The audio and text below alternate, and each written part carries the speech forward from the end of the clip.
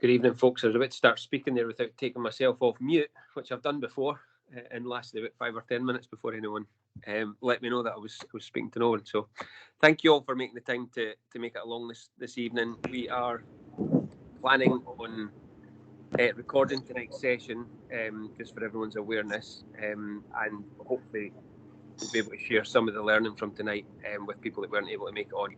If I can ask everyone just to keep their microphones on mute whilst we go through. We've got a few colleagues on who I'll introduce in a moment or so to help us understand the topics that we're discussing tonight.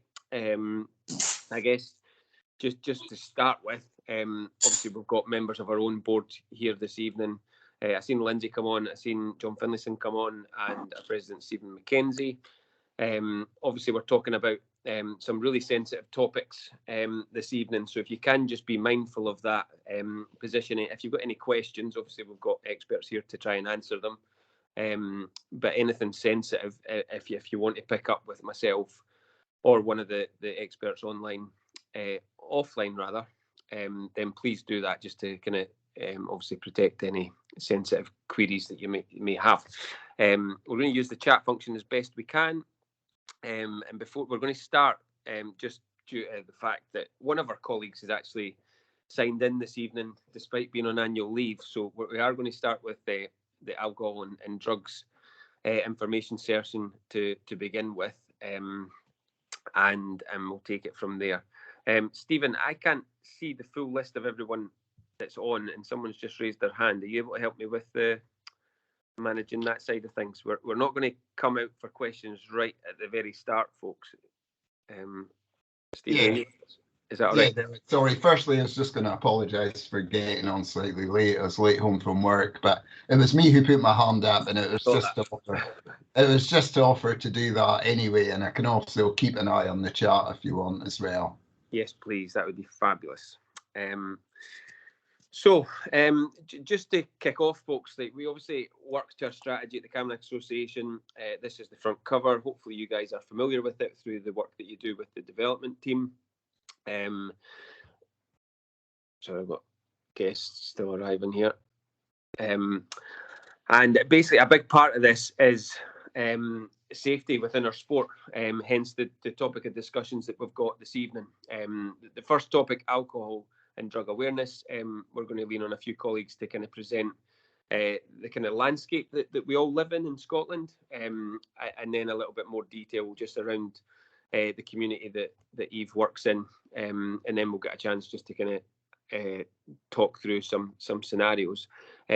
After that, we're going to get into a discussion around the Camanachd Association Board's proposals to continue progressing towards a Shinty that is as safe as it possibly can be. And obviously in the last few years we've taken positive steps forward to enhance the safety around implementing helmet wearing as mandatory, but we do still have that opt-out clause that we're keen to remove moving forward. We've obviously had serious injuries this year alone, and life-altering injuries effectively, so we're keen to get your support as members, as leaders within the sport. We need our members to vote for the proposals that are coming up in order to implement them. We're a member-led organisation, and ultimately we need our members to help us ensure that we take the steps that are required to make our sport as safe as possible. So tonight is about informing you guys and giving you as much information as possible, but we do need you to help us go back to your clubs and advocate for these changes, assuming that you agree with them and the rationale behind them, but we'll certainly be advocating for continued enhancement of the safety features around our sport, for a variety of reasons which we'll discuss this evening.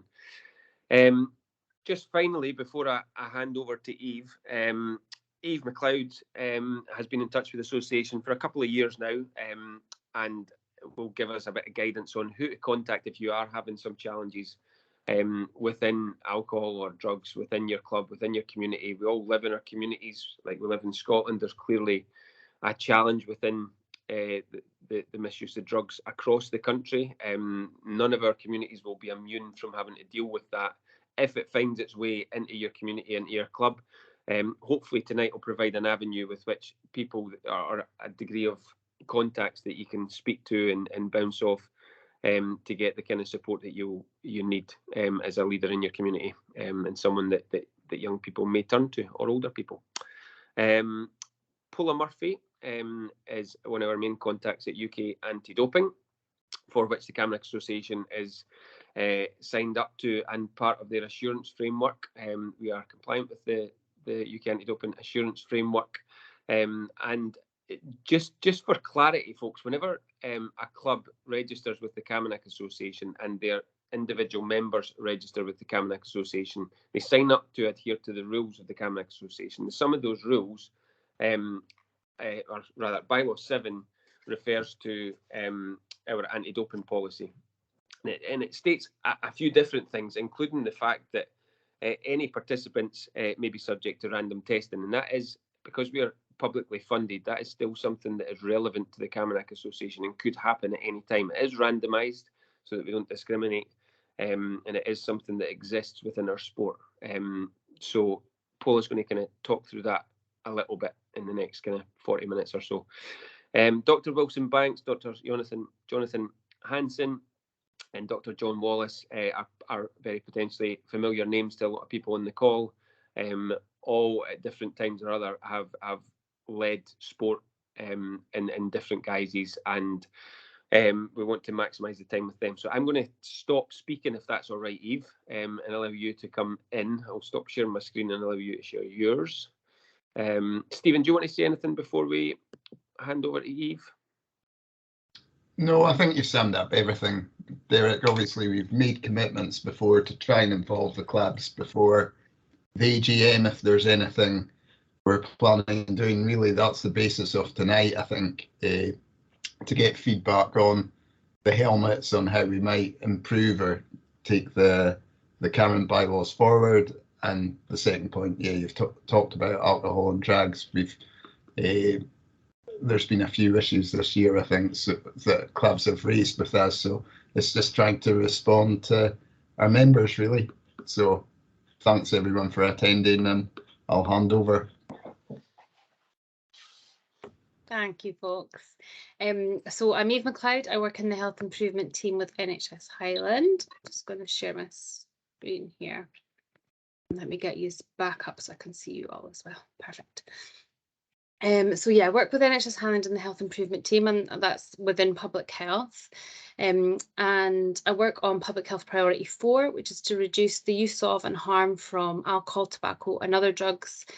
And because of that kind of remit that I work towards, I work really closely with the Highland Alcohol and Drugs Partnership. So for those of you who don't know, there's an alcohol and drugs partnership for every area in Scotland. And we work really closely with them here in Highland. So why is public health 4 a priority? So public health priority 4, why is it a priority? So I've just got a few stats here from you that are included in an infograph from this publication from 2016. So there are a little bit of updates to this. I don't know how well you can all see it. I don't know, it looks like some of you might be on your phone, so I can read it out. But in Scotland, so we had 21% of adults smoking, and the target is to get that to 5% by 2034. It's now at 17%, so we're going in the right direction, but there's still a long way to go there. At the time, there were 6% of adults using illicit drugs in the previous year, 26% of adults drinking above the recommended units. So that's low risk guidance, and that's 14 units spread throughout the week. And that's now down to 17%, so that's making headway as well. And in 2016, there were 6% of adults that were both smoking and also drinking above the recommended units. And then with all that, so the estimated cost of alcohol use alone in Scotland is £3.6 billion a year. If you divide that up by the adult population, that's £900 per head. And a lot of that cost, we imagine that's a lot of NHS cost, but there's lots of other costs involved in that as well.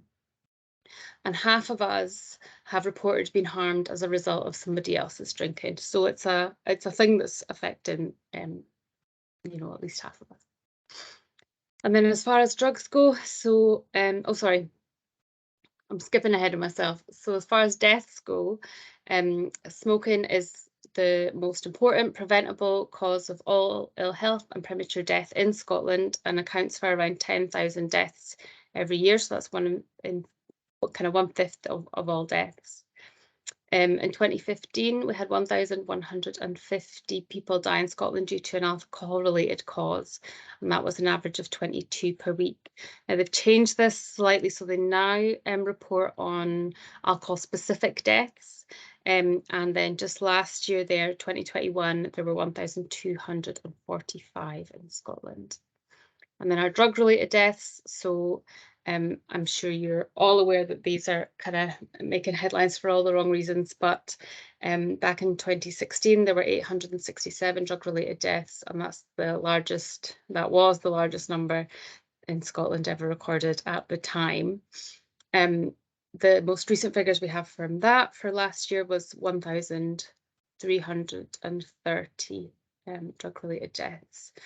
And I guess it's just important to remind ourselves that these deaths are people, you know, they're all, there's stats here, but they're people's loved ones. You know, nobody's planned this, you know. And then this all connects to poverty and health inequalities. And just a little bit about health inequalities. So again, for those of you who don't know, that they are the unjust, unavoidable differences in people's health across the population and between specific population groups.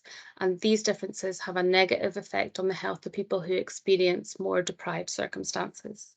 And they protect people who experience more affluent circumstances. So this means that the right of everyone to the highest attainable standard of physical and mental health is not enjoyed equally across our population. And the context of this for alcohol, tobacco and other drugs kind of plays out in things like availability. So we know that these substances are far more available in areas of deprivation. We know that their use is higher in areas of deprivation. And for example, with the drug-related deaths, you're 15 times more likely to die a drug-related death in a deprived area than you are in an affluent. So a little bit of kind of framing of why that's a priority. And then when I first spoke to Derek, he was saying that folks maybe wanted a bit of an input about kind of, you know, a bit of information about drugs. And then we also spoke about maybe having a bit of a discussion about the impact of problem use. So I thought, to kind of save on time, we probably can't do both, but we could do one or the other. So I don't know what folks' feelings are. I guess maybe if you'd rather do like a little activity about drug categories and effects, maybe use the raise your hand function if everyone knows how to do that, or just literally put your hand up and I'll be able to see it if your camera's on. Or if you would rather have a bit of a blather about the impact of problem use, then we can talk about that. So hand up for kind of categories and effects, and hand down for impact, you know, discussion. 2, 3, 4. Oh, I think actually. So we've got 8, 10 hands up, and oh, that's 11. It's going to be split right down the middle, isn't it? So I think the higher one, are we still on? Yeah, we're still on 11. So the higher one's gone for the impact of problem use discussion. So let's do that. Can always come back and, you know, we can do the drug categories and effects another time if that's helpful.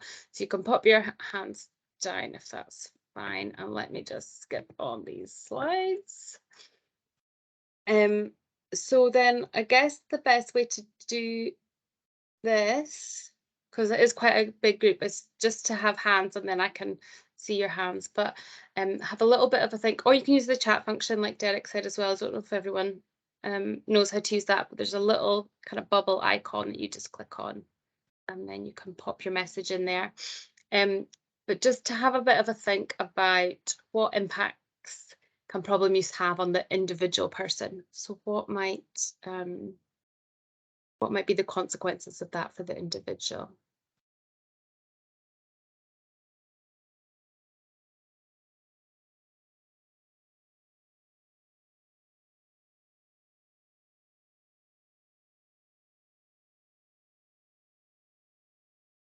Eve, there's no hands, so I'll go first. Go for it. There's always someone that doesn't like the silence, so go for it. It could be a chaotic lifestyle. Yeah, absolutely, absolutely. So tell me a little bit more about that then, Stephen. What might that look like for folk? So it could be holding down a job or relationships, family relationships, friends. We've also got another hand now, so I'll You've been saved, but you're right enough. So lots of the kind of social impacts there. You know, your access to income as well, I guess, if you're not able to cope with working as well. Relationships with your friends and family, absolutely. Katrina? I was thinking more in relation to their actual commitment to the sport. So inability to answer messages when you're looking for a team for the weekend, not turning up late. So there's that whole impact on your Shinty environment, and then you've got your personal environment. So the chaotic lifestyle that Stephen was talking about obviously impacts on our sport as well. Yeah, absolutely. They're really good examples, Katrina. Thank you so much. And then I see there's a couple in the chat as well. So health impact, so absolutely the kind of problem use levels. Well, for I guess at any level, any of these things are not good for your health. The financial costs, absolutely. The impact on mental health as well, absolutely. We spoke about the job, family relationships, financial issues. Can't talk. Financial issues even lead to theft to fund the habit. Yeah, absolutely, that can happen. Missing matches and training, yeah. So those kind of things that folks are really enjoying in life, and then maybe kind of losing a bit of interest in those things that used to bring them real kind of joy and connection with folks. Yeah, definitely. So if you can't see the chat, it's a lesser scale potentially, but reliability, concentration levels, performance, relationships with teammates. These are all good, but countered against that can use very heavy amounts of substances before clearly. Yeah, absolutely. So I think what John is saying there is folks might be kind of taking, you know, a fair amount of substances before any impact really is kind of showing through to people. So yeah, that can be the case for sure. Okay, so then that's the individual. What about their friends and family? How might that kind of impact on the wider circle there?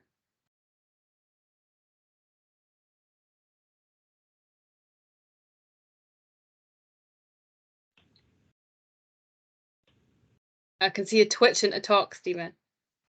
No, I'm going to read Derek's. Derek's come in this time with aggression and falling out with their family and friends. Yeah, absolutely, absolutely. Just that unpleasantness that can be there, the kind of tension in the house. Yeah, and it's really difficult for people. Like often folks don't know how to help, or how, you know, exactly like Katrina said there, how to deal with the situation. That relationship breakdowns can absolutely happen, and yeah, there can be that mistrust and fear for sure. Okay, I was gonna, yeah, so personality change, absolutely, that can come into things, and then I guess it kind of links in with, we said mental health earlier, but suicide risk potentially there. Teammates feeling let down if someone's not turning up. That's a real impact that it can have on friends and family, isn't it? Denial on both sides, yes. teammates folks might not know how to deal with it. Withdrawn, poor mental health, and priorities change is a really good point there as well. Definitely. And the family can be a huge part of talk about recovery from problem use. So tomorrow morning, actually, the Highland Alcohol and Drug Partnership and the Scottish Government are having an event about whole family approaches and the kind of key support that the family can bring in that. So that'll be really interesting. Fab. Brilliant inputs there. So then thinking wider, what about the wider community?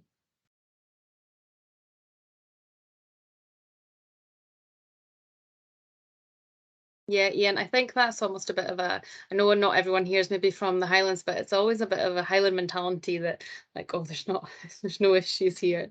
There's not these kind of problems here. There may be a more central belt or whatever, but yeah, that can definitely be the case.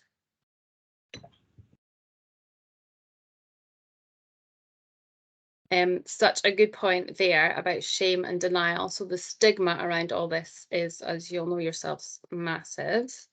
And that can be a real barrier to people seeking support, feeling deserving of support. So that's something we really do need to challenge.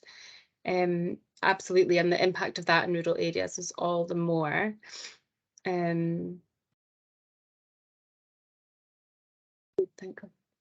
Oh yeah, I see what you mean. So Sarah there saying about stereotypes and like alcohol is so kind of prevalent to us and only kind of seen an issue if it's drug related.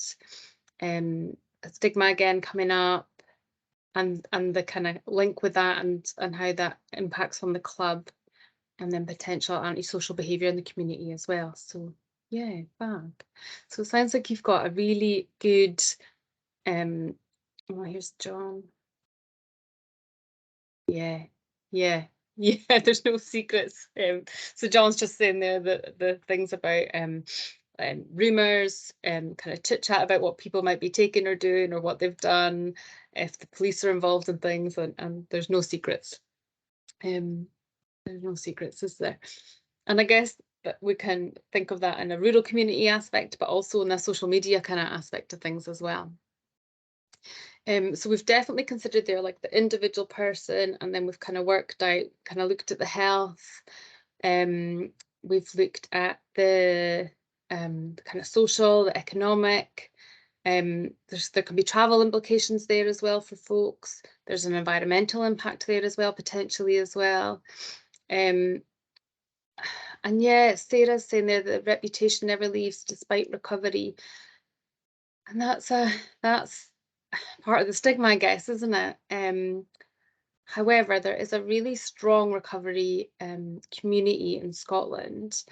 I don't know if anyone's ever heard of the Recovery Walk. So it's an event that happens annually. In 2019, it was actually in Inverness. So it's a event in which the start of the event, I mean, if you're ever able to go, it's a fantastic event to be involved in. It's happening in Paisley this year. I think it's the 23rd of September, if that's the Saturday. They do an initial memorial kind of service, for want of a better word, and they put red roses into a body of water. So here it was in the River Ness to commemorate the folks that have passed from drug-related deaths. And then there's a really positive celebration, a kind of walk through the town, and then like almost like a festival feel at the end for everyone in recovery. And it's just really, really positive and lovely. Derek. Thanks, Eve. It's genuinely fascinating seeing the scale of responses and stuff, and interesting when people connect it to their own community and the stresses that might bring in. I just wonder if Pola might have some thoughts on this from a UK anti-doping perspective, just before you kind of move on. Yeah, sure. In sport, so as UK anti-doping, we look at more performance-enhancing drugs. Other drugs are also on the prohibited list, but the main focus is for performance-enhancing. I think one thing to note here possibly would be if we're talking about athletes and if we're talking about athlete support personnel, coaches, physios, etc. anyone who's bound to the anti-doping rules, which will be all members, you can get a life-changing ban from sports for 4 years, which for young people and young athletes is a huge impact. You know, if you're 18 and you have a positive test, you could get 4-year ban where you're not allowed to participate in any sports. So from UCAD's perspective, you know, it is, when we're talking about drugs enhancing performance, this is something to also be mindful of. Thanks, Paula. Yeah, thank you, Paula, and Derek for bringing Paula in there as well. That was a really kind of good point to mention. That it's a kind of huge impact there, isn't it? And Katrina just popped a little message on the chat there about younger people, and they're kind of influenced by the older folks who they're looking up to, and kind of that modelling of behaviour, which we will come back and talk a bit more about that shortly. So well done. Sounds like he's know a lot. Yeah, that kind of denial thing coming up there again in the chat. Keep popping messages in if more things come to you. That's grand. So then, oh, sorry, I just clicked on that and it worked so fast. I didn't know what was happening. So a few support services here. So these are all based in the Highland Council area, and I know that there's folks from other areas on the call, but if you needed, we can get those to you. If folks are wanting to stop smoking, there's a Smoke Free Highland website. People can self-refer through there. It's nice and simple and easy. We have a Highland Substance Awareness Toolkit. So that's for professionals, any professionals, parents and carers, and young people themselves. So that's reputable resources around tobacco, alcohol, and other drugs. On there, I was actually thinking about this earlier. Maybe I should have put it on this slide, but on there's a link to Drinkline. So it's a kind of free phone helpline that folks can phone. You know, if sometimes it might be the case that folks maybe don't meet criteria for recovery services, but they still need somebody to talk to and chat everything over with, and so that's available there, and I can pop that in the chat later on if that's helpful. If we have any children or young people who are having trouble with alcohol or drugs, or offending or at risk of these things, then the Youth Action Team can support them. And then for adults, there's the Drug and Alcohol Recovery Service, so that's known as DARS now. And then so they'll support people who are, you know, recovering from problematic use. And then there's also the Alcohol and Drugs Advice and Support Service, so HADAS. For those of you that know Inverness, they're based in Church Street, so they were the Harm Reduction Service and have rebranded as this. But they'll support anyone who's maybe not quite ready to stop, but maybe need some advice. So if you needed some advice, you could always give them a call, and they are able to support folks with harm reduction as well. So just some support services there for you too. Okay, yeah, sure, Derek, that's grand. And then Derek touched on it earlier, but I thought it might be helpful to talk a little bit about the evidence base. So this report from the Scottish Government, What Works in Drug Education and Prevention, is based on schools. So I know it's not completely transferable, but it's still based on young people and what we know works for them. And what we know more about what doesn't work, unfortunately, than we know about what works. But I've just picked out a few things from this report into this little table here. And so we know that a zero tolerance approach and a punitive approach isn't effective for prevention and education. We know that fear arousal approaches are also within that category, that one-off kind of sessions or inputs, events kind of aren't very helpful either, and that alcohol or drug testing in schools isn't effective. So because it's a fear arousal approach, it creates that kind of climate of fear and mistrust among young people, and we know that they're ineffective. And alcohol and drug testing in schools can give false positives, especially which can be especially harmful if used in kind of any sort of legal situations. and testing can only be conducted with explicit and informed parental consent and may be subject to age restrictions.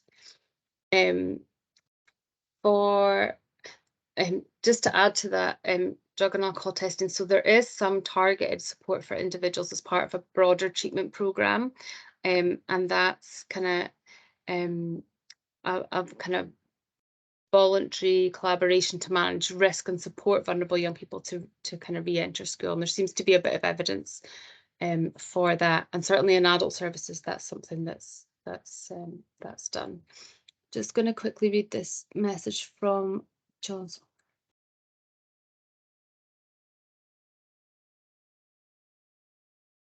Yeah, perfect. Yeah. And actually with the new MAT standards for the DARS services, folks should be able, it's a work in progress, but to have a prescription on the day if that's what they need. So that's a work in progress there. And then thinking about what does work. So we know that kind of generic programs that target multiple risk behaviours and kind of holistic strategies that promote healthy development and well-being. So maybe not necessarily always focused on drugs themselves, but it's kind of generic health and well-being. But drug-specific interventions are helpful for those at most risk of harm or already using drugs problematically. Inputs that are of sufficient intensity and duration to influence change, and a school policy and culture involving young people and supported by the community. So it's kind of recommended that all schools, and then we could maybe kind of branch this into sports as well, should develop policies that involve young people and are supported by the community. And the alcohol and drug education policy, including responding to drug-related incidents, should encourage young people to talk openly and safely about substance use. We have a smoke-free sports policy, and that policy states that players and coaches and spectators don't smoke while they're taking part in activities of their team or representing the team, and that the smoke-free policy, it's not like a personal attack on people who do smoke. The issue is about not whether people can smoke, but where and when they can smoke. So hopefully that's helpful. It sounds a little bit of like, I had kind of wanted to do a little bit more research about drug kind of policy stuff in sport, but my quick search before I went on leave was coming up with lots of doping stuff, and then, well, we had 1 day less working this week, so it's not been possible. So let me just play this little video. So this is an example of something that works. There's evidence for it, and we're involved in a Scottish pilot of this. And I have been a numpty and forgotten to share my sound. So let me just stop sharing, and I'll share again to include the sound.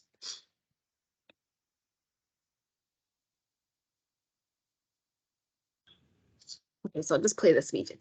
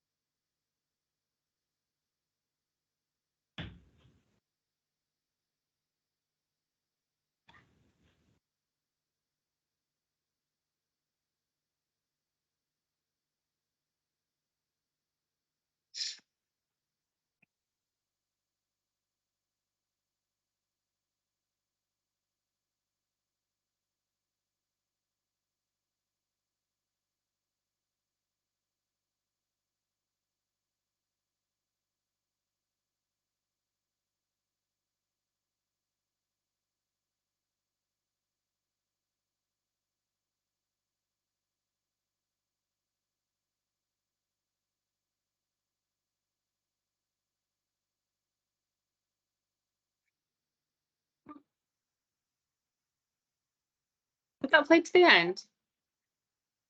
Yeah, I did. Cool. Just started playing again and I wasn't paying attention because I was responding to that comment. Anyway, I'll come back to that. So hopefully that's a little bit of an insight about the Planet Youth, the Icelandic model. So the model focuses on strengthening protective factors across 4 domains of young people's lives. So these are the types of things that, oh, sorry, John, it was just a little bit of music, so you didn't actually miss any chat, and I can pop a link to the video in the chat as well for you. So yes, the 4 domains of young people's lives. So kind of family, the peer group, school, and their leisure time. The types of things that, if part of a young person's life from an early age, can go some way to reducing the risk of substance use. So in families, protective factors, include having clear boundaries, parents disapproving of their child using substances, and families that spend time together. And with peers, protective factors includes friends that don't use. For schools, kind of being motivated to learn is really protective. And then for leisure time, which I guess is going to be the one that you are probably most interested in, but being involved in structured, supervised activities is protective. Being around positive role models, so we kind of mentioned that earlier, and being involved and connected with the community. So as part of the Planet Youth programme, we conduct a survey. Yeah, Derek, go for it. You're on mute. Thanks, Eve. I was just, I mean, some of these are really interesting when you put them into a Shinty context. And I see Ian's question there about how do we recognise that as a club, and what our role is in a club. And I'm just come back to you in a sec, Eve. If we can just jump over to Pola, and I guess just before she needs to leave, because she is on annual leave at the moment, she's dialing in from holiday. So, Pola, just before you do have to leave, would you be able to just give us a quick run through of the assurance framework, and what that means? Clearly, UK anti-doping, the resources extend to performance sport and are prioritised there and are about performance enhancing drugs. But we as a sport, an amateur sport, are still committed to those principles of a clean sport. Can you just speak to that for a few minutes before you need to shoot off? Sorry, Eve, to cut in. Just conscious of. Sorry, Eve. So on contrary to schools and maybe young people, from what you've said, testing, drug testing in sports actually creates quite a big fear factor, I think maybe that's the right word. I have examples of sports that never used to operate under anti-doping rules. Then in their submissions for anyone who wanted to join the competition, they just put in bold big letters saying anti-doping testing may take place. And I believe the dropout rate was around 70%, which was quite high. So it does make a difference. With the assurance framework and the national anti-doping policy, it's very much aimed at sports, and we're talking here all sports, whether they're amateur or professional sports. But we are talking about enhancing performance drugs. So we're talking about things like supplements as well that could be bought over the counter or could be bought on eBay that could have banned substances in them. So they're not specific drug use to do wrong, but in a lot of sports, athletes will look for supplements that will help you build muscle and lose weight, fat reducers and building muscle. And very often young people, and not only, all of us would want a magic pill that you take and you look like you've been to the gym every day for the last year. They don't exist, but there's a lot of companies and advertisement that says it does, and most of them have banned substances in them. So we try to concentrate on educating athletes, telling them what is okay and what isn't. That Food First, for example, we run a campaign as UCAD that promotes food rather than supplement shakes and all those things. So that's one thing. If you can put it in Google and put in UCAD's Food First campaign, and it will pop out with a bit of information. But from the perspective of performance enhancing, when we're looking at drugs, we are looking at most commonly, for example, steroids, growth hormones, and so on. And the physical effect that it has on athletes will be noticeable for you guys.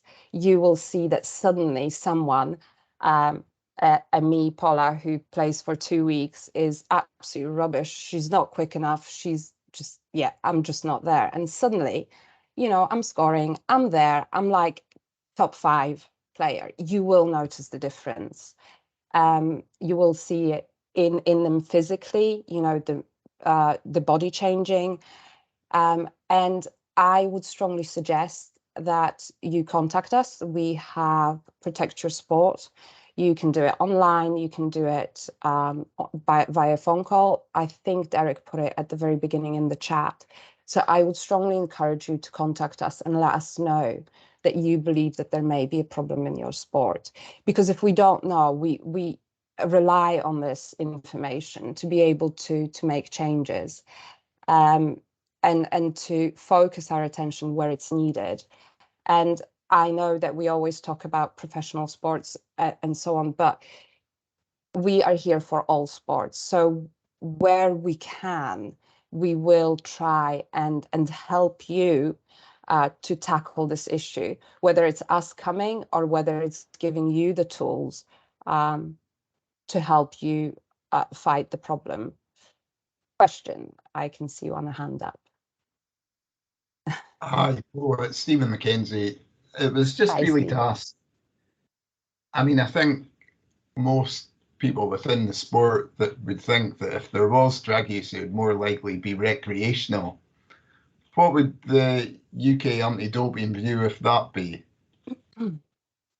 So there are certain recreational drugs that are on the banned list, and I'm talking here cocaine and cannabis. There's been a very long fight between athletes, sporting environment and WADA, whether it should stay on the banned list. It is on the banned list. They are seen maybe not as enhancing, but they are because of the well-being of the athlete. They're not good for you. You shouldn't be taking them. So they might not enhance your performance, but they are still on the ban list. They have specific parameters that you have to hit, before they test positive. So, for example, if I'm not mistaken, cannabis is only banned in competition. So we do in-competition testing and out-of-competition testing. So out-of-competition testing is that rude wake-up call at 6 o'clock in the morning when we come and knock on your door and ask you to provide a sample. Where in-competition is, you're during a match and we will randomly choose a few players. So if one of them would test positive then for cannabis, that would be a ban. And most likely it's a 3-month ban from sport. Okay, thanks for that. You're welcome. Thanks, Paula. I'm just conscious of time, folks. We've probably got a few more minutes on this topic.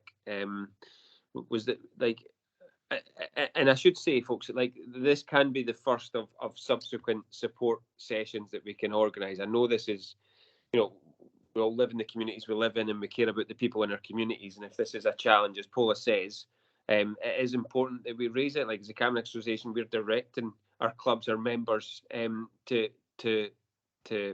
feed back to UK Anti-Doping if you are aware of a problem within your community. Equally, the information that Eve's given us has given us a local support system and networks that we can lean on, and John's posted things in the chat as well where you can lean on third sector organisations to help deal with certain circumstances. We obviously are a sports governing body. You guys are volunteering in sport. I don't think it's on all of us to be experts in this, but I think we do have a responsibility to connect to the expertise that exists. And I think that would be the direction we would try and give to any club that's got concerns in this area. Speak to the experts, and we'll support you to try and do that as best we can.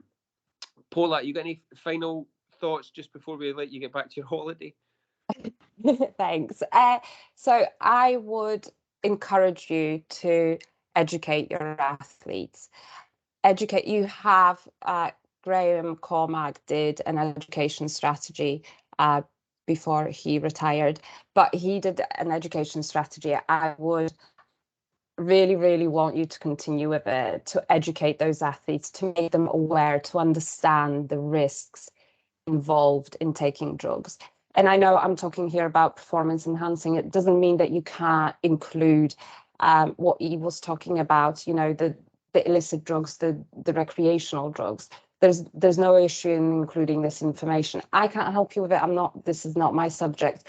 But what I wanted also to say is that if you have any questions and you want to have a little bit more information on what I'm talking about, or what I can talk for hours about this. But I don't want to bore you. But if you do have any questions, you can drop maybe, I'm going to volunteer Derek here, Derek an email with your question, and I hope he can pass them on to me. But if you have any concerns about your sport, please let us know. You can do it anonymously. You don't have to. I mean, we're here to help you, and we're here to try and eradicate cheats out of sport to make it a fair play. So those are the two things that I would ask you to concentrate on: educating your athletes and your athlete support personnel, and sharing this information with us. Maybe we can help you somehow. Thanks, Pola.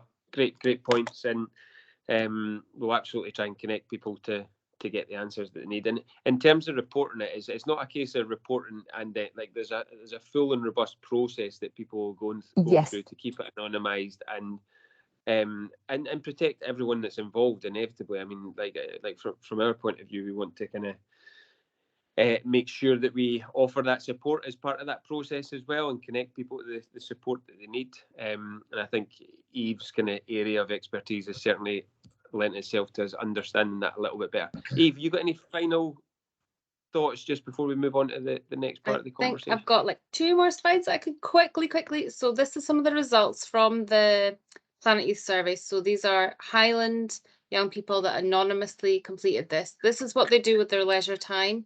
Just quickly, that sport is the most kind of popular activity that our young people engage in, and yet still only 50% engage in sports. So we're kind of rates there are overall low. And then this is a bit about where alcohol use takes place. So basically it's mostly in the own home or in someone else's home, and young people are getting their alcohol from a family member or a friend's parent. And then finally, this is kind of unorganized leisure time. So most people are maybe kind of most young people are kind of hanging out at a friend's when there's no adults present. We had over a quarter of our young people were outside after midnight in the previous week of doing the survey, and that 53% again taking part in sports at least once a week. And so just to kind of reiterate, we know that being involved in sport is a protective factor. You will know it yourselves, and the more that they are, then the more protective it is. However, that culture around the kind of alcohol and drugs needs to be kind of positive because of those role modeling things that we mentioned earlier. And absolutely agree that education is important, but it's often not the only thing.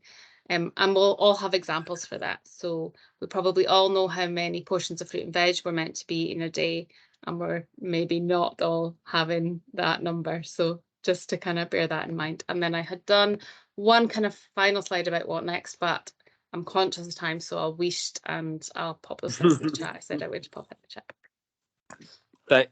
Thank you very much, Eve and Pola. Pola, I totally understand if you need to head off, and Eve the but you're more the same, but you're more than welcome to stay for the next part of the chat, which is also about health and well-being as well. So conscious folks, if you've got any questions that are in your mind at the moment, if you post them in the chat, we'll try and capture them. I think I'll be able to see them the next time I'm in the office, and we can try and get answers to any questions that you've got. I don't think we're going to have time tonight to gather everyone's questions and answer them all, but hopefully it's provided a bit of food for thought. We do have an alcohol and drugs sample policy in the association. If you want to have a look at that, if you've not got one yourselves within your club, great process to go through with your committee. It might seem a little bit dry and boring, but it will stand you in good stead if you've got a situation that arises that you need to deal with. having a policy in place that just helps guide your organisation's process would certainly stand you in good stead. And this just clarifies a definition of drugs, like what your philosophy is and around this, and it states discouraging the use of drugs and tobacco and the misuse of alcohol, and ensuring that under 18 members are not exposed to challenging or illegal behaviour. So quite common sense type aspirations within this alcohol and drugs policy. A couple other bits that are in it, just guidance on who needs to be involved depending on the age of the people that are partaking in anything, coaches, child protection, education programme. Pola mentioned quite a bit about education, as did Eve. That is something we're keen to kind of follow up on, but there is online e-learning modules on UK Anti-Doping's website. The link I posted earlier will take you through, and you just need to register and you can access some training. You can send it to your coaches within your club and give them a degree of support and learning that they can take in this area and maybe what to look for. But also I think we'll be looking to investigate further education opportunities for the coaches that maybe exist across Shinty, so that they're maybe being tooled up with some degree of understanding, so that they can identify any challenges. And maybe that supports with Ian's question about how can you guys, like we are kind of keen to work with UK Anti-Doping to provide that training to our member clubs. So yeah, but there is a lot here about education, not just of our club leaders, but of our members. And I think that's the challenge that exists within the small group of people that are doing so much already for Shinty. Like, we're not even talking about child protection and coach education or officials. Like, we're not talking about creating opportunities for young people with equality, diversity, and inclusion. This is another thing on top of all that. So how do we educate that wider group? And part of that is through evolving our membership system so that we can communicate a bit more directly with some of this education. So we are looking into all that and progressing, but we are going to have to move on swiftly, folks. So please post any questions you've got on the chat and we'll do our best. If we don't get back to you, do come back to us and just follow up, but we will try and come back to you. So moving on, folks, we also have on the call... Derek, sorry, it's Stephen. Katrina's just put a question on if we could do something on sexual harassment in the future. Absolutely. Thanks, Katrina. Yeah, we'll certainly look into that. Thank you. Thanks, Pola. So we've got on the call tonight Dr. Hanson, Dr. Wallace, and Dr. Banks. Three people that have experience in Shinty and also experience in other sports. So just to start off with, folks, at this year's AGM, we are going to present 3 specific bylaw proposals, which we're asking for all your support on. The first one will be around a rule for the mandatory wearing of compliant helmets and face guards for everyone under the age of 21. So we're just taking the under 17 age bracket up to 21. The second one, we are asking for approval of mandatory wearing of helmets. That's just the top part, not the face guard, for everyone over 21. And you're probably all well aware that we had a really serious incident earlier in the year in Shinty. A life-altering injury occurred in our sport, and we need to take steps to do this. But collectively, we need to take those steps. We, like, as the association, we're member-led, as I mentioned earlier, so we need your help advocating this. So that the second one there is just approving the helmet element of that, and we've split it up on purpose, because the third one is the approval of the mandatory wearing of a compliant face guard, which is the topic that often splits opinions, given the number of older people that have never played with a helmet. So that is our proposal moving forward. Just before I jump too far ahead, and I'm going to bring Dr. Hanson, Dr. Wallace and Dr. Banks in a second, just to introduce themselves. Slippy, are you still with us? You got any thoughts at this moment, Lindsay? No, yeah, I'm still here. Happy just to listen to the conversation and come in as required. Thank you. Same for me. Thanks, Lindsay. Okay, Dr. Hanson, Dr. Wallace, you guys just want to quickly introduce yourself, give a quick summary, synopsis of your background, and then Dr. Hanson's going to take us through a few slides just to paint a picture, a stark picture of where sport is at and where Shinty's at. Cool. Shall I go first, Wilton? Yeah. Sure. So I'm Jonathon Hanson. I'm a consultant in sport and exercise medicine down in Fife. Despite my accent, I came to Aberdeen when I was 18, and I'm nearly 50 now. I've been in Scotland all my adult life, and we lived. I worked in Broadford Hospital and Portree Hospital on Skye for 12 years. My kids are Gaelic speakers. They grew up playing shinty indoor and outdoor, and in previous iterations, I was advising Camanachd Association on some areas around medicine. We left Skye about 6 years ago, mainly so I could further my career in sports medicine because it was really taking off. So we're down near Stirling now, but obviously I work in Kirkcaldy, so we've got Aberdour right next to us, Aberdour Shinty Club, and one of my colleagues that I work with, her kids play. So even though I'm remote now, I'm still interested and involved in Shinty. I work for Sports Scotland at the Institute of Sport in my sports medicine role, and through my interest in head injury, I chair the government advisory group, the Scottish Government Advisory Group on head injury in sport. Thanks. Thanks, Dr. Hanson.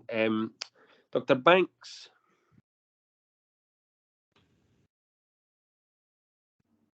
Hello, can you hear me? Yes. I'm a retired GP and I've worked in Skye for a number of years. For a lot of years, I was the first aider for Skye Camanachd. I've also been involved with the British Armed Forces team, Scots Camanachd, and I developed a sports side first aid kit. But I've always had a great interest in sports injuries. And basically, over the years, I've tried, along with Jonathon, to try and get the use of protective equipment like helmets and face guards brought in.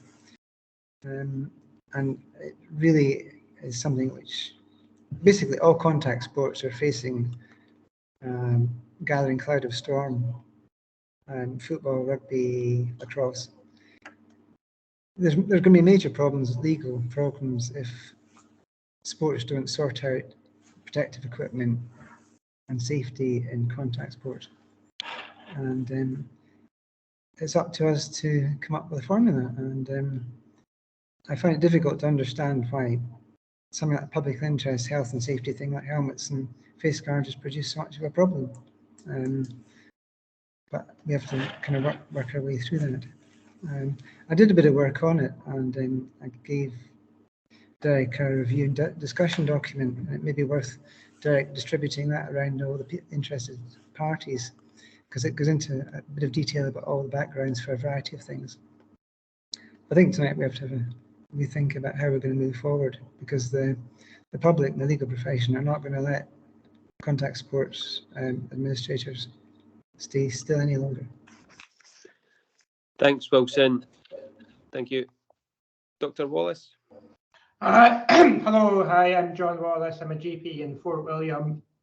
I wouldn't put myself forward as an expert, certainly, on these issues, but I have been involved with particularly Kilmallie Shinty Club, doing first aid and about medical help for some of the players there, and occasionally bits and pieces with other local clubs, and been involved in the international team. I'm interested to hear the presentation that's just coming up. I mean, I think my point would be certainly there's two particular big things that would be within a helmet of your brain and your eyes that can't be replaced or can't really be fixed particularly well. If they go badly wrong, they won't regenerate. So we do want to try and protect these vital organs from this major damage. But I'm interested to hear the discussion. Thanks all. Powerful start. Jonathon, are you okay just pulling your slides up? Yep, fingers crossed this works.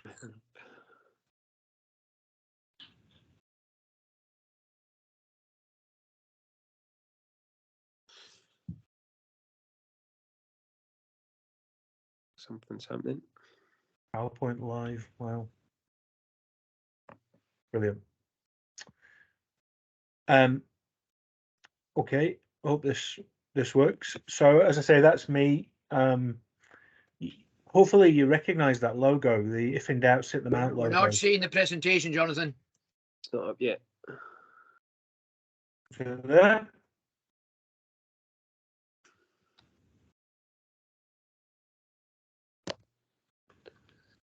It did try and do something for a second there, but it didn't materialise. You all right? Just trying again.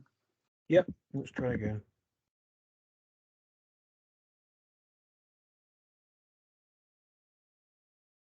There you go.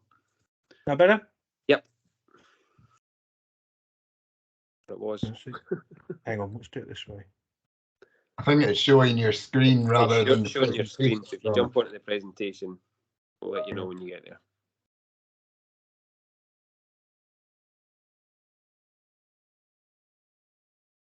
There you go. Now better? Yes. Brilliant. So hopefully you recognise that logo, the "If in doubt, sit them out" logo. If you don't, then we've not been doing a very good job, and it is difficult to penetrate down. This logo is the logo of the Scottish Government Concussion Advisory Group education project. The "If in doubt, sit them out," and that's the logo and the mantra that we're pushing. This is just, so the UK government has just got interest in this as well, and we're quite fortunate that they've just adopted the Scottish logo. So if you're not familiar with it now, you're going to see more of it, because the UK government have really got hold of this, as Wilson said, with real concerns about head injury in sport, and so they are going to be pushing it even more. I work for Sports Scotland, so we're a kind of government quango responsible for all sport and physical activity in Scotland. I particularly work in the high performance wing, but this project on head injury is something I'm very passionate about. Got to use PowerPoint, and we're doing fine. So, as I was sort of alluded to there, we're very proud of the fact that Scotland was the first nation in the world to have a single policy for sports head injury management in 2015. Doesn't matter if you do shinty, football, rugby, hockey, whatever you do. If people are wondering, what do I do if I've got a head injury, the policy is the same in Scotland and has been now for 7 years. That's very different to what happens in the rest of the UK and around the world, where every individual sport had a different policy. So we really have been world leaders. And you'll note from that photograph that shinty has been part of that, on the same table as other sports that other people might perceive to be bigger in the public domain around the UK. That particular picture, we tried to get athletes in the picture so that young athletes might recognise them if they play that sport. So we've got hockey, netball, rugby, professional football men's, professional football women's, and disability judo, visually impaired judo, hoping that people would see something they could recognise and tag onto. A particular note that the two guys holding the boards, the one who's smiling with the teeth, that's Professor Sir Gregor Smith. He's the Chief Medical Officer for Scotland. But the chap on the left is a parent, Peter Robinson, whose son unfortunately died from a head injury while playing rugby. And he's our layperson representative and a major driver in getting the message across that we're trying to put across. So what I'm going to show you now is the evidence around shinty head injuries, and it won't take long because there isn't much.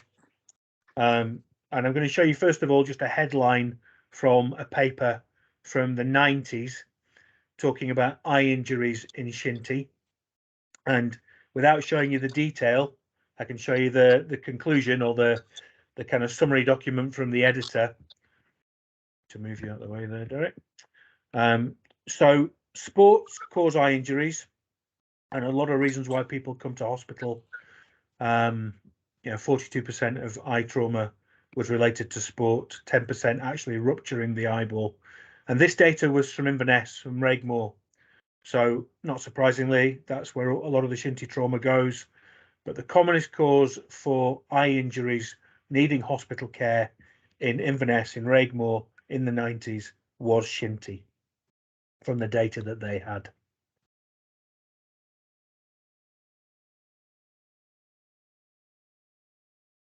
You look at the other evidence, even older, nearly as old as me, 1987 was the last time there was a major survey of Shinty injuries presenting to hospitals in rural Scotland. And you can summarise what Wilson kind of alluded to there. If you just look at the column of numbers on the right, look at the big numbers, the 22 and the 11, their head, face, eye injuries, and then lower down, their hand and finger injuries, 22, 17. And that would be my personal experience from having worked for 12 years in the emergency department in the Highlands. On a Saturday afternoon in the summer, we're either going to get injuries to the face or eye from Shinty, or we're going to get bust fingers. We'd see those fairly frequently. So when I say there's not much more evidence in Shinty, it's really important that when we're trying to make decisions around this, we look at evidence rather than emotion. It's really easy to get emotional about sport and passionate about sport, but we really do want the data. And when we don't have much data in Shinty, there is data in hurling. It's in Camogie, its near neighbour. And as many people will know, they introduced mandatory helmets in 2010.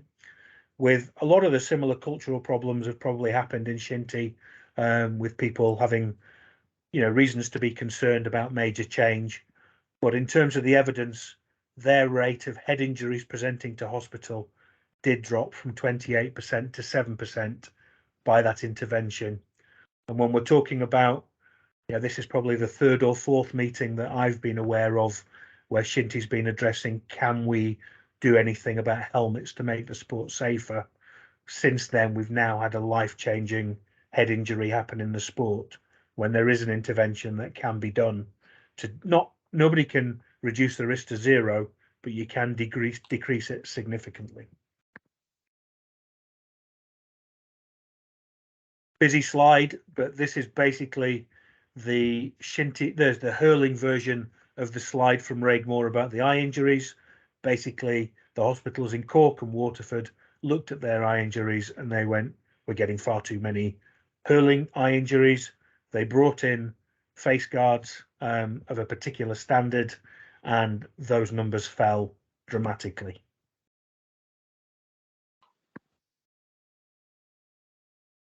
So if we don't have much evidence in Shinty, but we have a bit of evidence from hurling and we can learn from what they've done, what about the interest in the UK? Well, as I said, in Scotland, we've kind of set off on a journey since 2015.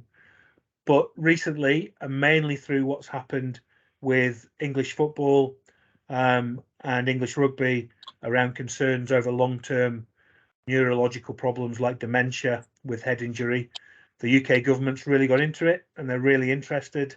There have been a number of working groups and inquiries and some fairly difficult interviews for some of the medics in sport down south.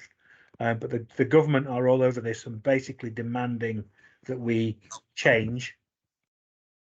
Another busy slide, which I apologise for, but you can get the theme just by starting to read the first line. This is the chair of the UK government group to look at sports concussion and sports head injury.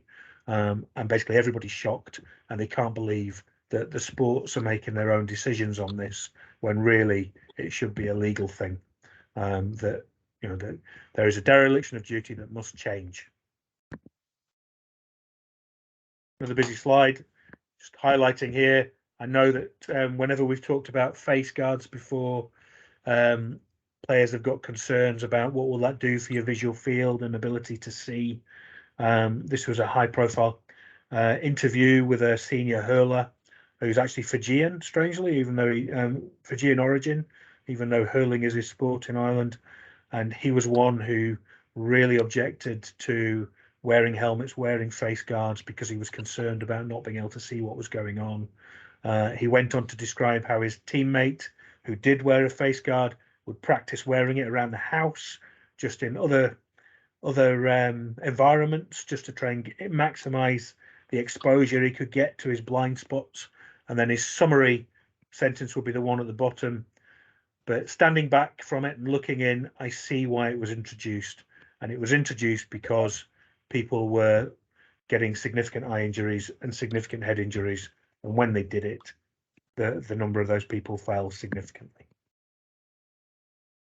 Mentioned governments, lawyers and players.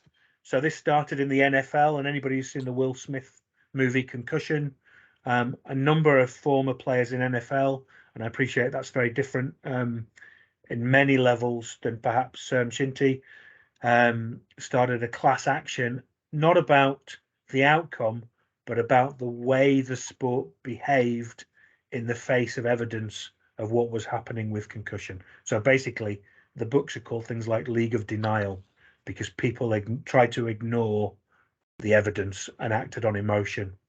World Rugby's got the same problem at the moment. There's a number of former players looking to bring legal cases over their current state, which they're relating to head injury in sport.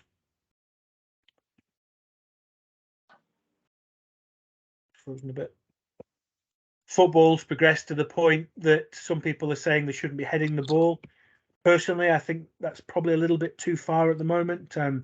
Thinking about evidence rather than emotion, there's not a lot of convincing evidence that heading completely is a problem that it should be banned. Perhaps reduced in training, I could understand. But modified maybe rather than eliminated. And again, I've mentioned this, that this was the government response, that sports bodies and the government are fairly unhappy that we're making our own decisions about our own sports because we'll have inherent biases. So other people, the government are advocating for others to be involved who are independent about what's going to happen about sports policy.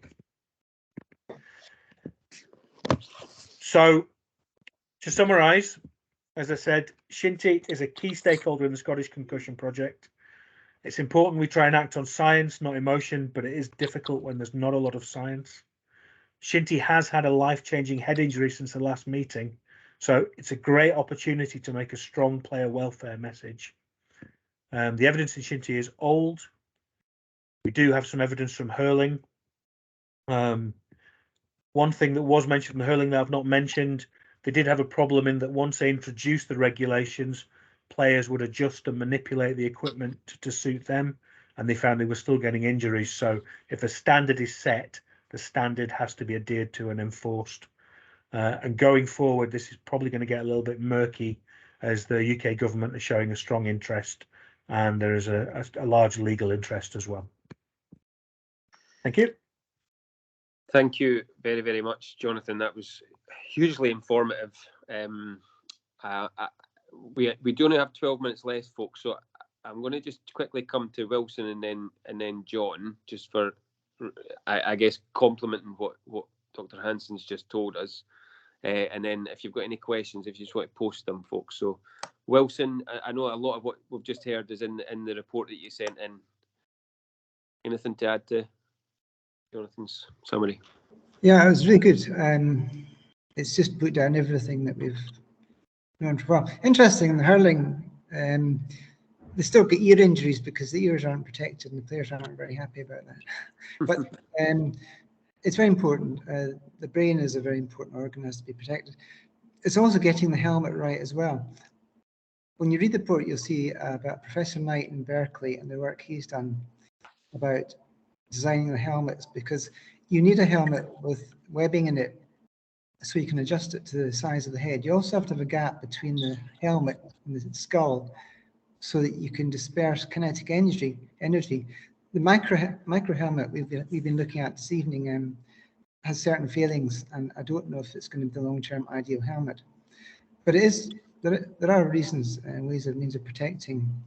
One suggestion from America is that heading only occurs in the box, but I don't know how they would manage that.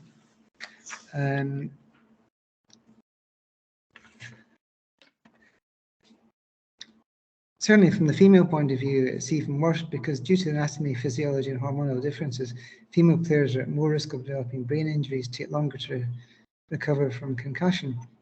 And Sue Lopez, the United Kingdom's first semi-professional football player, now has dementia, which is linked to concussions from heading the ball. So even from the female point of view, we have to be even more careful.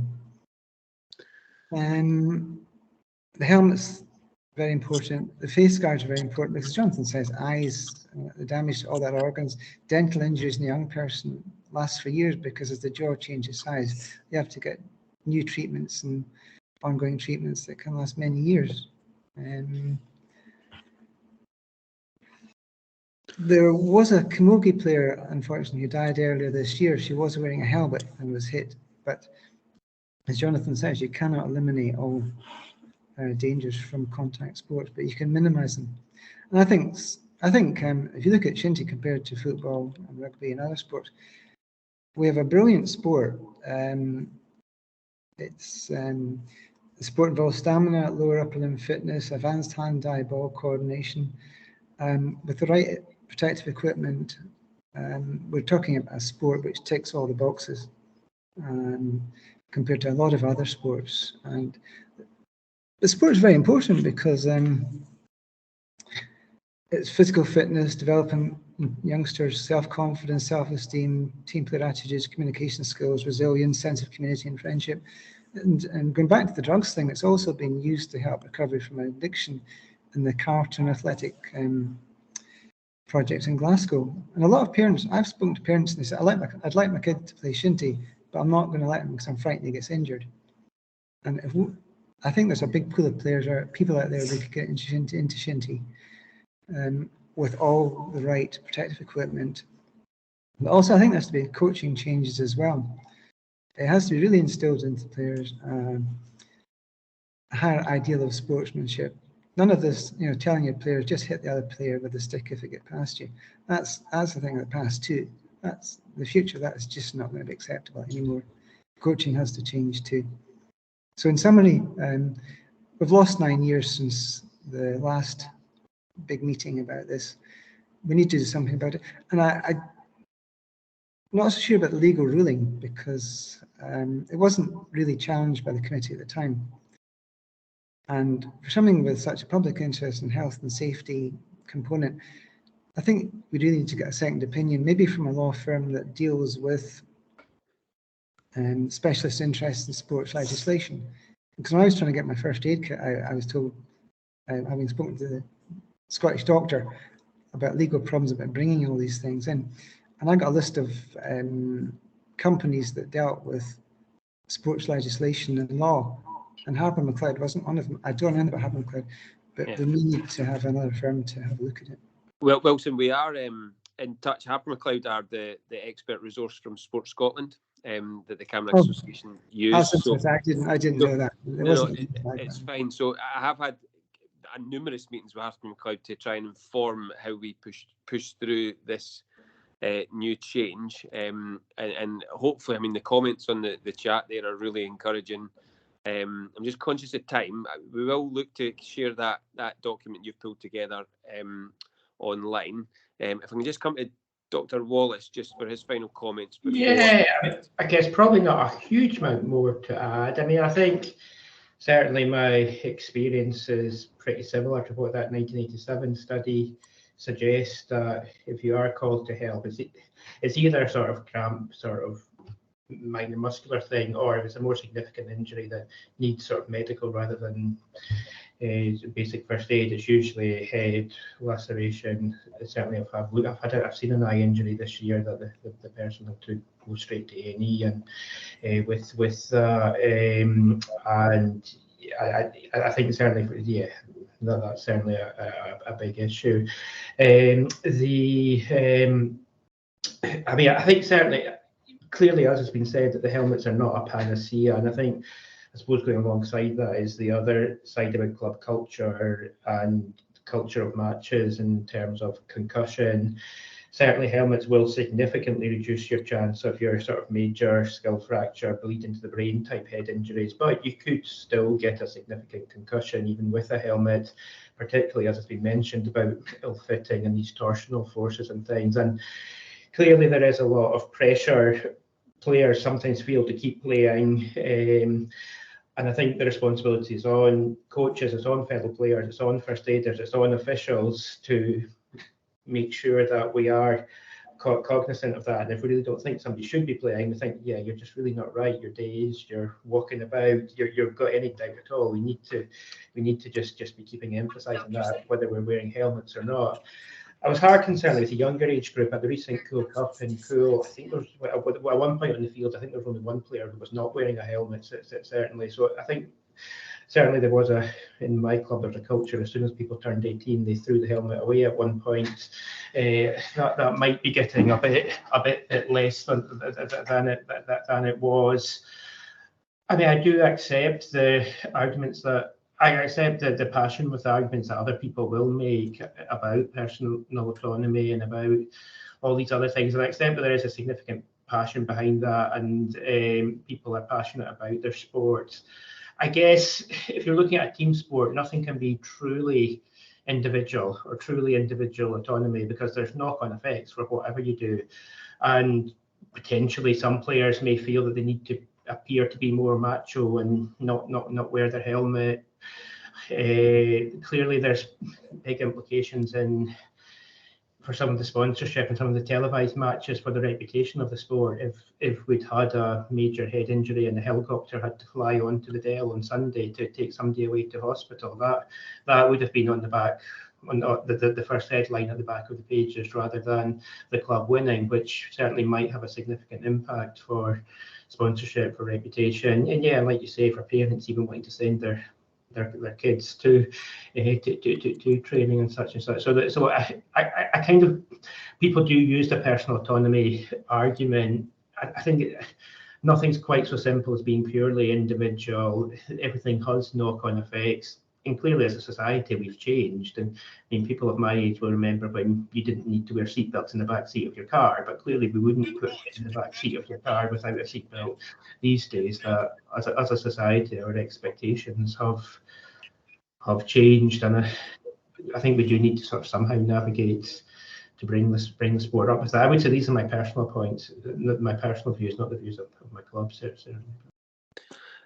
And that is a good point to finish on, because ultimately, like, we can all have views on this in the back of this conversation and getting all this medical guidance and advice from experts in their field, but we are individuals, but we're also leaders within the sport, and we need your help to go back to your committees and first of all put this forward to your committees. We are going to make this available on our website so we can share the content of this discussion with committees a little bit wider, and I think that's such a valid point, John. We need the support of all members. And that goes beyond the individuals in this call. We need your help advocating to your wider community, wider committees, and then the fellow clubs, the other clubs that are raising these arguments about individual choice, about older players. It's not that I don't get that personally. It's a huge issue in the sport. The same as that 70% dropout rate when testing was brought into the drugs that was mentioned earlier. Like we need to manage a lot of challenging things to balance in our sport because of the size of our communities. There's only so many people. So if you lose a few players, that could have a bearing on whether you turn out a team. But this is about health and safety. It's about protecting people's lives at the extreme end of it. And I think what Dr. Hanson started on when he introduced the gentleman, Peter Robinson, in that photo, like that for me is the opportunity in front of us is to mitigate, not completely exclude, because it's a mitigation. But if we can mitigate that by introducing helmets, then we're taking a huge step forward for our sport. And I hope we can collectively do that at this AGM. So there will be a support document coming out that you can use. It will be simplified language with the detail at the back to take to your wider committees. This film will be there, all the guidance, and we'll do our best to answer as many questions as we can. But the key message from our point of view, and Stephen might complement this in a minute, it is like this is the starting point of this conversation for this year's AGM. It cannot be the last time we talk about the importance of helmets in Shinty. Like, we need your help to advocate that. We'll do as much as we can on our social media channels, but there's some challenging discussions that I'm sure need to happen within your clubs. But ultimately, it's about taking the right choice rather than the easier one, just to not have those complaints from certain members. And I don't say that lightly. I know it's challenging if people are wanting to not be wearing helmets, but hopefully this has been a good platform for everyone. I'm going to come to Katrina because she's had her hand up for a while, and then Stephen, and then I'm going to close off because it is 9:30 or 7:30 rather, 19:30. I'm happy to hang on for a few minutes if people want to chat about anything, but I'm going to close the meeting first, if that's all right. Katrina and then Stephen. Yeah, I've put it on the chat. I mean, we are Bleskin are fully supportive of the measures regarding helmets, but it's a huge financial implication for small clubs like us. We're not Newton Moore, King UC with huge sponsors. And I was just looking on the web there, it's £78 for a Shinty compliant helmet. And if we're trying to, you know, it's a huge expense, £90 for a Camanachd. So looking, if the government are fully supportive of improving how we play our sport, then surely we should be advocating for some sort of government help to get some sort of financial help for small clubs to make sure that we can comply. I mean, now, you know, we're fully supportive of it, but it's a huge expense. Great point, Katrina. And like, I mean, Government Sports Scotland have been very, very supportive. I mean, even Doctor Hanson being on this call tonight, like in one of his many hats that he's wearing. But also there is Awards for All, so I think that's a good point. I think Awards for All can support clubs. And I know Katie's done a lot of work with you guys over the years. That's definitely an avenue we can look at. I agree with the wider principle, like, rather than going through an awards application process, can we just get direct support? So we will pick up a conversation with our colleagues in government about that. In addition, we've also, as a governing body, had conversations with some sponsors about trying to support clubs to some degree with this transition. We've had some very positive first conversation, so hopefully we'll be in a position to be able to share more on that in the not too distant future. It will have limitations, of course, but I think any help, as you say in this instance, it'll be good, especially given the wider financial implications facing the world at the moment. One additional point before I go to Stephen, we have been trying for the best part of 12 months now to explore an additional helmet provider within the sport. We've had a number of meetings with the worldwide brand Bauer, who make helmets for ice hockey, and have a number of modern helmets available that appear to comply with the restrictions that are already in our bylaws. So there's some testing going on in the next week at Loughborough University to just review those helmets in line with the forces that are exerted in ice hockey, to see if Shinty goes above and beyond that, or if Shinty is compliant with less than the kind of forces and speed that the puck travels compared to the ball. And we'll be taking the findings of that to our next board meeting, with a view to hopefully presenting a wider range of options for the people in Shinty, and maybe a more sustainable range of options moving forward that are accessible without import fees and different things. But we are well down the road on that, and hoping it kind of all ties in a timely fashion as well. And within that range of helmets, there is a clear visor, particularly for goalkeepers who might be really adverse to having those bars in front of them. Like, there's a clear visor that we're hoping to get tested as well. So we're doing what we can to kind of progress things, but the pandemic has definitely impacted the progress we've been able to make with those different partners. The time it's taken to get to this stage has been significant.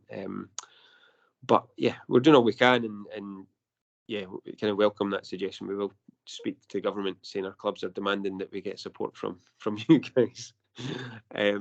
Stephen, do you want to just close things up? Yeah, I think I would just like to thank everyone for the time taken to go on the call tonight to cover two important topics. I think probably the one thing I would say that we haven't had the opportunity to maybe listen to the concerns of any clubs who do have a concern around changes to the helmets. To pick up on that, I know Skye have raised an issue just in the chat about how we implement the changes. We have been looking at that, and I think it's probably worth emphasising that's why Derek started off this section of the meeting by saying we were looking to split the bylaw into 3 sections. If experience teaches us anything at AGMs, I can think of at least 2 or 3 occasions when moving the helmet issue forward has fallen either through us not explaining it or clubs not understanding how the proposal and counter proposal section works when we're looking at the bylaws. I think what Derek's explained there is there will be an element for under 21. I would hope everyone could get behind that. We already have everyone up to under 17 wearing helmets, so not a massive step forward to under 21, I think. And the other section, splitting the helmet and the face guard, if there are any concerns, I would encourage clubs to come and speak to us before the AGM, but we will certainly have something going out. We'll be talking about it at board, and we will have the bylaws going out before the AGM. So if anyone has any concerns, please just come and speak to us. So apart from that, I think it's just to thank everyone again for their time.